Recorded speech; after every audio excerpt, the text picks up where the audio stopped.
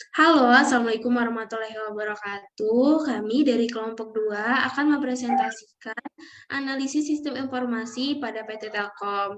Namun sebelumnya saya akan memperkenalkan anggota dari kelompok 2 terlebih dahulu, dimulai dari saya, Marisa Puspitasari dengan NIM 140120160 dan rekan saya Audita Ramadhani dengan NIM 14012045663 dan rekan saya Siti Nazila Nurhaliza dengan NIM 14012014524 dan rekan saya Tracy Patricia dengan NIM 14012044423 dengan rekan saya Yovia Raza Raginanti dengan NIM 14012044495.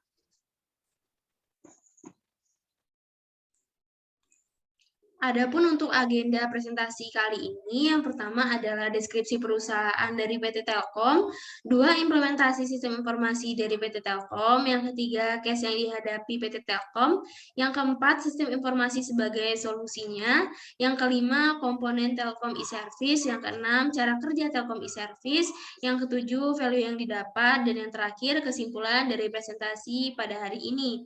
Untuk bagian pertama atau deskripsi perusahaan akan dijelaskan oleh rekan saya, yaitu Siti Nazila. Kepada Siti Nazila, saya persilakan.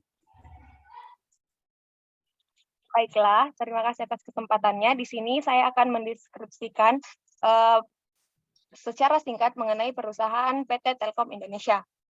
PT Telkom Indonesia adalah badan usaha milik negara yang bergerak di bidang jasa layanan teknologi informasi dan komunikasi serta jaringan telekomunikasi di Indonesia. Telkom Group merupakan satu-satunya BUMN telekomunikasi serta penyelenggara layanan telekomunikasi dan jaringan terbesar di Indonesia. Sistem informasi pada perusahaan ini dibuat sebagai wadah aliran informasi untuk ditransfer dari suatu divisi ke divisi lain yang berkaitan dengan perkembangan telekomunikasi yang semakin pesat dan semakin ketatnya di dunia, maka PT Telkom dituntut untuk semakin meningkatkan kualitas dan kuantitas pelayanannya agar dapat menjadi perusahaan telekomunikasi terbaik di Indonesia bahkan di dunia. Next.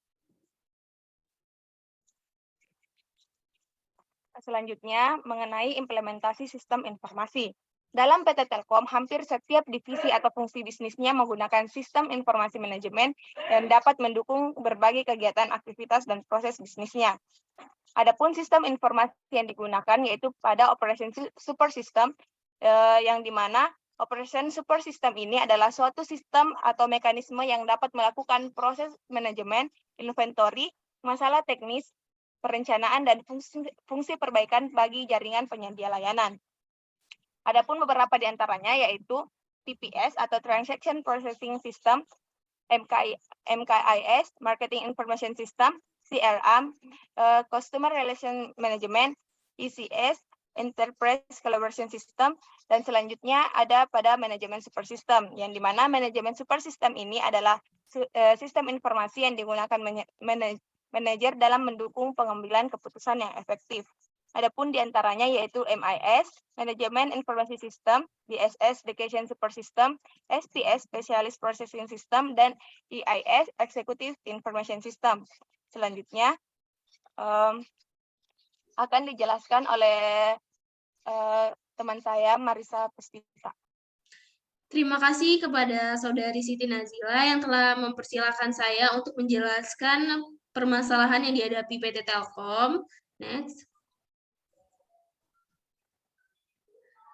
Jadi permasalahan yang dihadapi PT Telkom adalah di era persaingan yang ketat seperti ini, di mana sudah banyak sekali perusahaan-perusahaan provider yang menawarkan produk-produk dengan kelebihannya masing-masing, serta waktu yang terus berjalan dengan cepat, produk-produk yang diinginkan customer juga terus berubah, dikhawatirkan PT Telkom akan kehilangan customer-nya karena customer lebih memilih perusahaan provider lain yang memenuhi kebutuhan mereka secara cepat, dan juga menyebabkan supply dan demand yang terus bergeser dengan periode yang cepat, dan menyebabkan supply yang ditawarkan oleh PT Telkom sendiri meningkat, sedangkan demand atau permintaannya menurun dikarenakan customer tadi yang memilih perusahaan lain.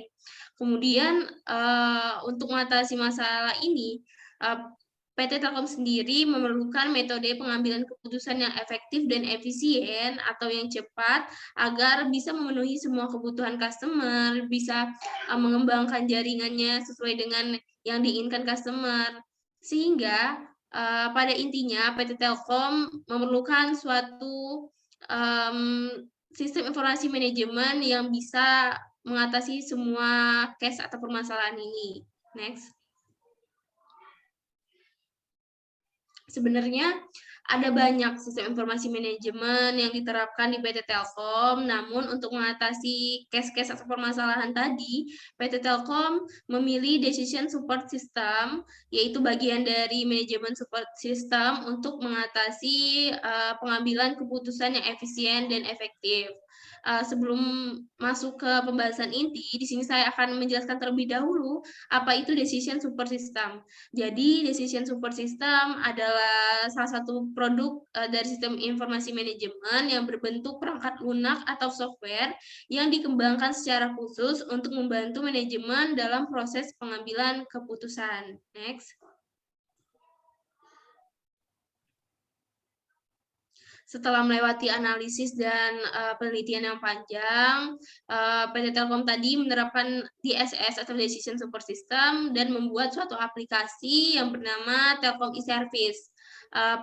PT Telkom sendiri membuat Telkom e-Service ini yang merupakan suatu aplikasi yang dapat dipergunakan PT Telkom untuk mengambil keputusan yang cepat dan akurat yang diambil berdasarkan data dan fakta yang berada di lapangan, sehingga untuk kedepannya PT Telkom tidak memerlukan waktu yang lama untuk membuat atau memenuhi kebutuhan dari customer-nya. Next.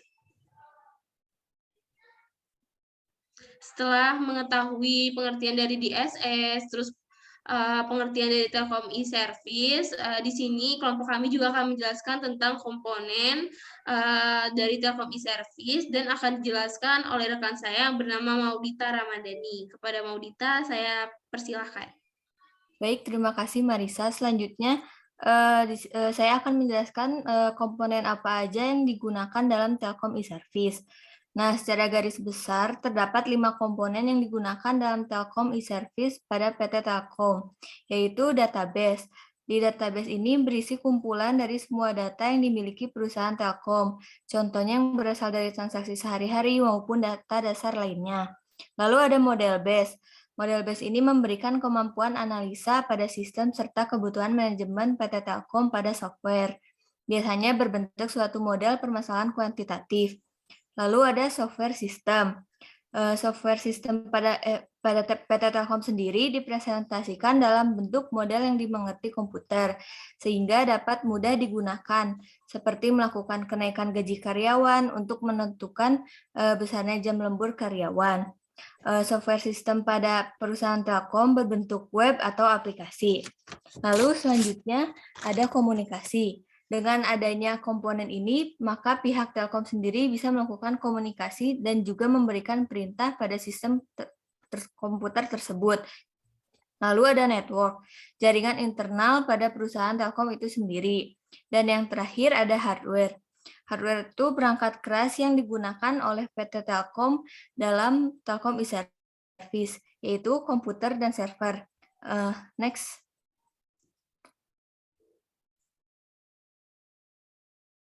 Materi selanjutnya akan disampaikan oleh rekan saya, Tracy. Baik, terima kasih Maudita atas kesempatannya. Di sini saya akan menjelaskan bagaimana sih cara kerja pada Telkom e-Service tersebut. Nah, jadi pertama-tama yang harus dilakukan oleh customer atau pelanggan yaitu pertama mereka atau pelanggan harus melakukan login pada website e.service.telkom.co.id. Nah, lalu apabila customer belum memiliki user dan password untuk login, maka customer dapat memperoleh dengan melakukan registrasi pada tool yang ada pada website, yaitu menekan tombol register, seperti pada gambar berikut. Nah, setelah ditekan, nanti akan muncul halaman seperti ini dan customer harus mengisi form yang disediakan dan akan diberikan konfirmasi melalui email yang telah dimasukkan ke dalam form berupa login dan password.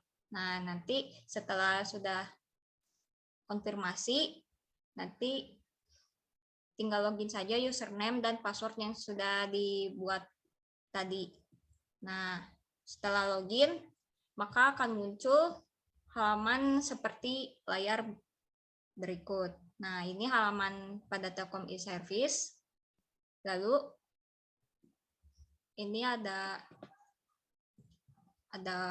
form untuk profil nama dan email beserta alamatnya.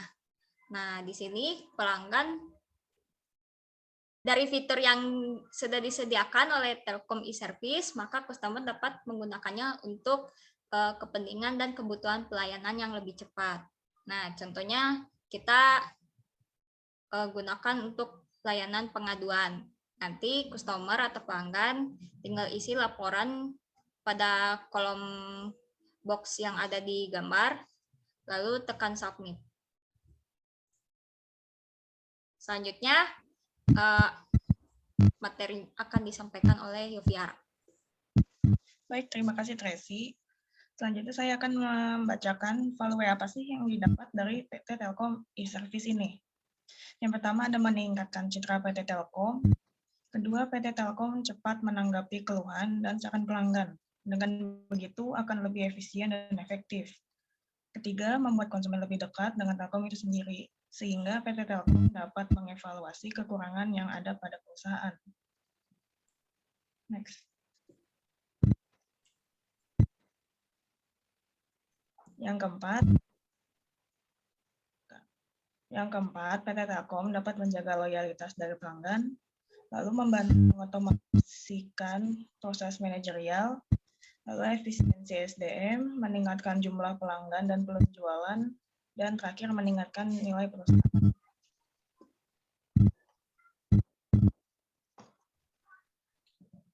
Nah, yang terakhir ada kesimpulan. Jadi kesimpulan apa sih yang kita dapat dengan menerapkan sistem informasi atau decision support system ini? Nah, melalui aplikasi Telkom e-Service, PT Telkom dapat menemukan solusi dalam pengambilan keputusan secara efektif dan efisien, terutama untuk pengembangan produk-produk yang diinginkan pelanggan, sehingga hubungan pelanggan dan perusahaan sendiri dapat terjalin dengan baik, dan hal itu juga dapat berpengaruh langsung ke citra perusahaan.